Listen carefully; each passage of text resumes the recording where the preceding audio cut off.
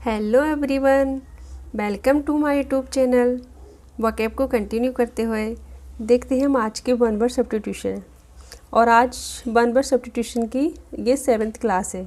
इससे पहले मैं 6th क्लास अपलोड कर चुकी हूँ और जिसने भी वो नहीं देखी है प्लीज़ जाके देख लें, क्योंकि सारे ही वन वर्ड सब्स्टिट्यूशन बहुत इंपॉर्टेंट हैं। तो चलिए स्टार्ट करते हैं बिना किसी देरी के हमारी आज के वन वर्ड सब्स्टिट्यूशन। आज का जो फर्स्ट वर्ड है वह है एपिसोडिक। एपिसोडिक होता है कभी कभी होने वाली घटना, happening only sometimes and irregularly. मतलब ऐसी कोई घटना या कुछ भी चीज़ जो कि कभी कभार होती है। अगर हम ही कभी कभार कुछ चीज़ें करते हैं तो हम एपिसोडिक होकर हमें नहीं करना चाहिए। अगर हम किसी काम को कर रहे हैं तो हमें कंटिन्यूटी बनाए रखनी चाहिए। तो इरेगुलरिटी और सम टाइम में जो चीज़ होती है उसको बोलेंगे हम एपिसोडिक। नेक्स्ट है वर्ड है एपिसल। एपिसल होता है धर्मपत्र या काव्य पत्र। ए लेटर मतलब ऐसा कोई पत्र जो कि धार्मिक चीज़ों से संबंधित है या फिर किसी काव्य से, जैसे कि कोई बहुत बड़ी से कविताएं वगैरह होती है तो उनसे संबंधित होते हैं, ऐसे पत्रों को हम बोलते हैं एपिसल। नेक्स्ट वर्ड है एपिथफ।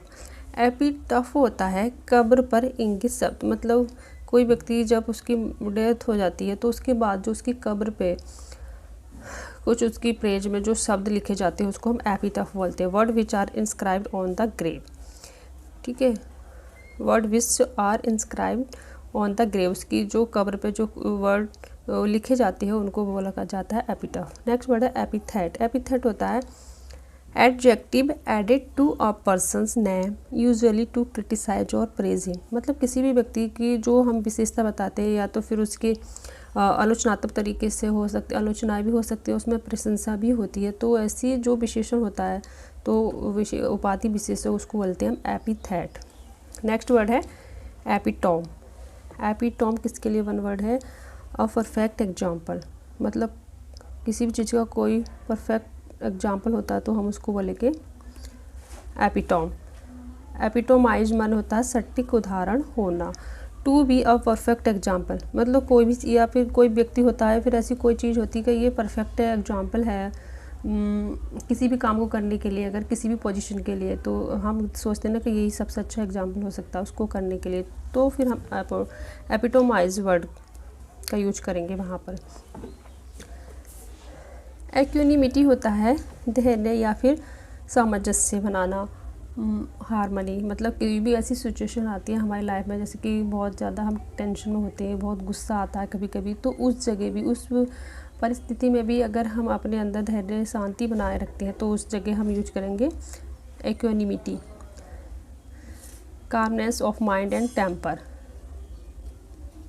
मतलब मस्तिष्क की जो शांति होती है और जो हमारा वो होता है पेशेंस, उसको बोलेंगे हम एक्यूनिमिटी। नेक्स्ट है इरोटिका। इरोटिका होता है अश्लील ग्रंथ, बुक्स, पिक्चर्स या फिर or intended to arouse sexual desire. मतलब ऐसी बुक्स और पिक्चर जो कि लोगों के अंदर सेक्सुअल डिजायर मतलब उत्पन्न करती है, तो ऐसे जो साहित्य होता है उसको हम इरोटिका बोलते हैं। नेक्स्ट है इरोडाइट। इरोडाइट होता है विद्वान पुरुष, लर्न और स्कॉलरली पर्सन। मतलब ऐसा व्यक्ति जो बहुत ज़्यादा नॉलेज रखता है और बहुत ज़्यादा उसे अपने क्षेत्र में बहुत अधिक एक्सपीरियंस है अपनी नॉलेज का, तो उसको बोलेंगे हम एरोडाइट। नेक्स्ट वर्ड है एस्पिनोज। एस्पिनेज होता है जासूसी, प्रैक्टिस ऑफ स्पाइंग। मतलब जासूसी करने का जो हम कोशिश कर, कोई व्यक्ति अगर जासूसी जो करता है जो उस प्रैक्टिस को बोलते हैं हम एस्पिनेज। नेक्स्ट वर्ड है इटर्नल। इटर्नल होता है अनंत। अनंत मतलब existing for ever without any beginning और एंड। मतलब ऐसी कोई चीज़ जिसका ना कोई आदि है ना अंत है, मतलब वो शाश्वत है, हमेशा रहने वाली है और हमेशा से है। तो ऐसे चीज़ को हम कहते हैं इटर्नल। बताओ कमेंट में इटर्नल कौन कौन सी चीज़ है, हमारे अर्थ पे कौन क्या चीज़ है जो इटर्नल है। नेक्स्ट है एटाइमोलॉजी। एटाइमोलॉजी होता है शब्द निर्माण विज्ञान, the science which deals with derivation of words. मतलब ऐसी साइंस जिसके द्वारा, ऐसा विज्ञान जिसके द्वारा हमें पता चलता है कि शब्द कहाँ से आए हैं, मतलब उनकी उत्पत्ति कहाँ से हुई है, उस चीज़ का अध्ययन करने को हम बोलेंगे एटाइमोलॉजी। एटाइमोलॉजी क्या हो गया, शब्द निर्माण विज्ञान। नेक्स्ट वर्ड है यूफेमिज्म। यूफेमिज्म होता आडंबर शैली, मतलब किसी भी चीज़ को बहुत ज़्यादा बड़ा चढ़ा के और अतिशयोक्ति में अगर किसी चीज़ को हम शो अप करते हैं और ख़ासकर राइटिंग में अपनी, तो उस जगह हम यूफेमिज्म वर्ड का यूज करेंगे। बोम्बास्टिक style of writing.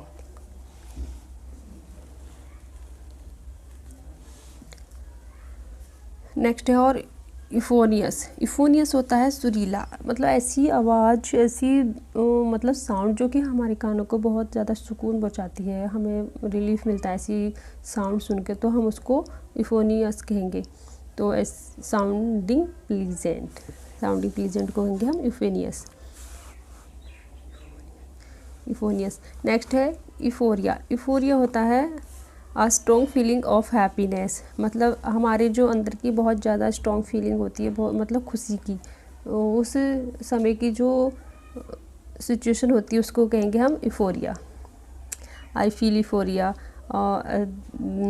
That moment, या फिर किसी सेरेमनी में या फिर किसी इनॉग्रेशन में हम ये ऐसी खुशी फील करते हैं। अगर हम अच्छे से किसी माहौल में जाते हैं और हमें अच्छे से अंदर से जो खुशी आती है, तो ऐसी खुशी को हम इफोरिया कहते हैं। इफोरिया होता है a strong feeling of happiness. Next है इवेनेंसेंट।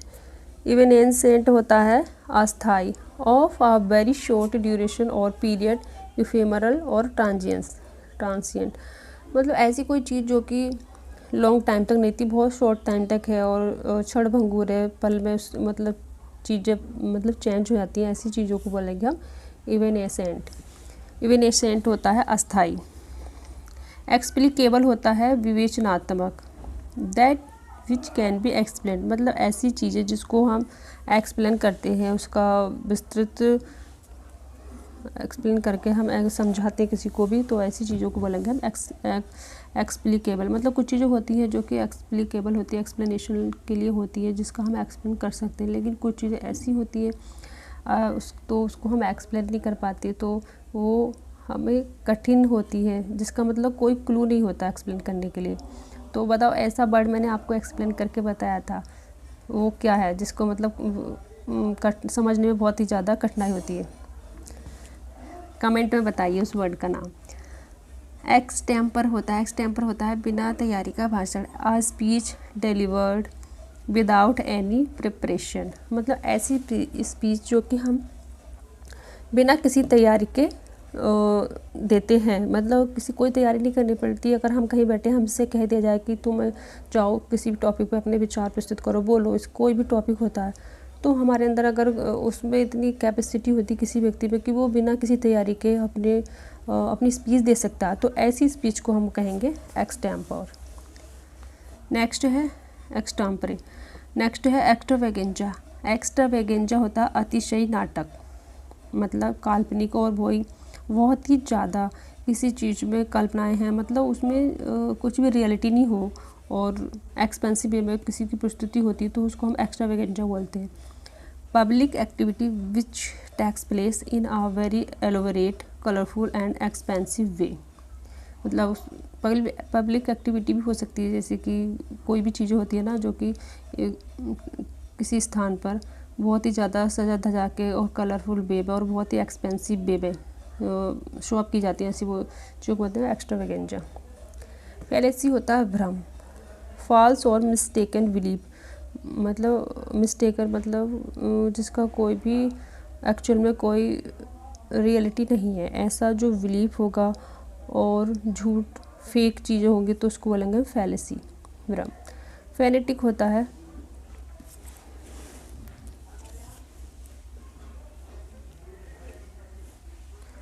तो क्या आते हैं फैलेसी क्या होता है भ्रम, फॉल्स और मिस्टेकन बिलीव। फेनेटिक होता है कट्टर। फेनेटिक क्या हो गया, कट्टर, one who is field with excessive and mistaken enthusiasm, मतलब एक्सेसिव एंड मिस्टेकन एंथुजियाज्म से भरा हुआ, मतलब उसे अपनी बात पे मतलब अड़ा रहता है कि नहीं, चेंज करने को लिए रेडी नहीं होता ऐसा व्यक्ति जो, तो उसको बोलेंगे फेनेटिक, कट्टर। नेक्स्ट है फास्टिडियस। फास्टिडियस होता है one who is hard to please, ऐसा व्यक्ति जिसको खुश करना बहुत मुश्किल होता है, मतलब बहुत ही ज़्यादा नखरे करता है और उसे कितनी भी मनाने की कोशिश करो किसी तरीके से वो मानता ही नहीं है, तो ऐसे व्यक्ति को हम बोलेंगे फास्टिडियस। नेक्स्ट वर्ड है फैटल और मोर्टल। फैटल और मोर्टल होता है जानलेवा, रिजल्टिंग इन डेथ। मतलब कोई भी चीज़ ऐसी होती है कि जिससे हमारी मतलब हमें इतनी हानि पहुंच सकती है कि उससे डेथ तक हो सकती है, तो ऐसी चीज़ों को बोलेंगे फैटल और मोर्टल। कि don't use this thing because it is fatal and mortar for you, मतलब तुम्हारे लिए ये ऐसी हो सकती है, तो इस चीज़ को हम बोलेंगे फैटल और मोर्टल। देखो फैटल और मोर्टल हम किसी भी लिए यूज कर सकते हैं, कोई ऐसी चीज़ें हो सकती है जैसे कि जो हानिकारक होती है, फिर रिलेशनशिप में भी यूज कर सकते हैं। ऐसे कुछ रिलेशन होते हैं कि कुछ लोग ना इतने मतलब इतने अपने आप को दूसरों पर डिपेंड कर देते हैं कि अगर उनके अंदर ऐसी हैबिट होती है कि अगर उन्हें कोई लीव करता है तो वो ऐसा फील करते हैं कि बस उसके सिवा उनकी ज़िंदगी में कुछ है ही नहीं। तो ऐसे रिलेशन में हमें कभी इन्वॉल्व नहीं होना चाहिए जो कि फैटल और मोर्टल हो।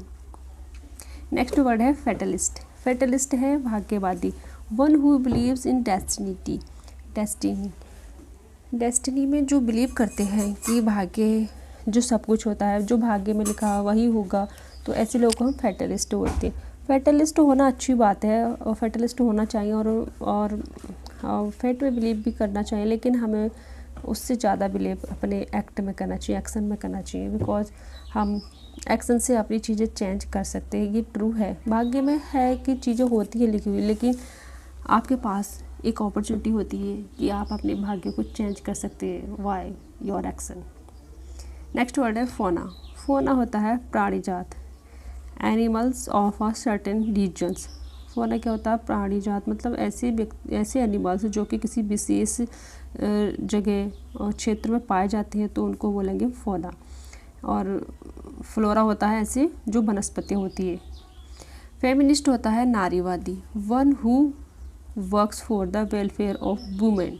ऐसा व्यक्ति जो कि महिलाओं की भलाई के लिए और उनके मतलब ग्रोथ के लिए कार्य करता है, तो ऐसे व्यक्ति को बोलेंगे फेमिनिस्ट। नेक्स्ट वर्ड है फियास्को। फियास्को होता है पूर्ण असफलता, कंप्लीट फेलर। अगर किसी भी चीज़ में कोई व्यक्ति पूरी तरीके से फेल हो जाता है, तो उस चीज़ को, उस कंडीशन को हम बोलेंगे फियास्को। नेक्स्ट वर्ड है फ्लैग स्टाफ। फ्लैग स्टाफ होता है ध्वज दंड। फ्लैग स्टाफ जानते हो, जैसे कि वो कोई हमारा जो ध्वज है, तिरंगा ही है, जब वो ऊपर लहराता है तो जो वो उसका पोल होता है, जो स्टिक होती है मोटी, तो उसको बोलते हैं flag staff. A long pole on which a flag is flown. And next और लास्ट वर्ड है फ्लोरा। फ्लोरा होता है वनस्पति। वनस्पति वही जो कि किसी विशेष क्षेत्र में पाई जाती है, तो हम उसको फ्लोरा बोलते हैं। फोना होता है जो एनिमल्स या प्राणी जो होते हैं। All the plants of a particular area. तो आज हमने 183 वर्ड को, वन वर्ड सब्स्टिट्यूशन को कंप्लीट कर लिया है, और इससे आगे के नेक्स्ट वन वर्ड मैं कल एक्सप्लेन करूँगी। और जो भी इस चैनल पर नया है, प्लीज़ चैनल को सब्सक्राइब करें, और अगर वीडियो पसंद आई है तो लाइक करें। Thanks for watching this video.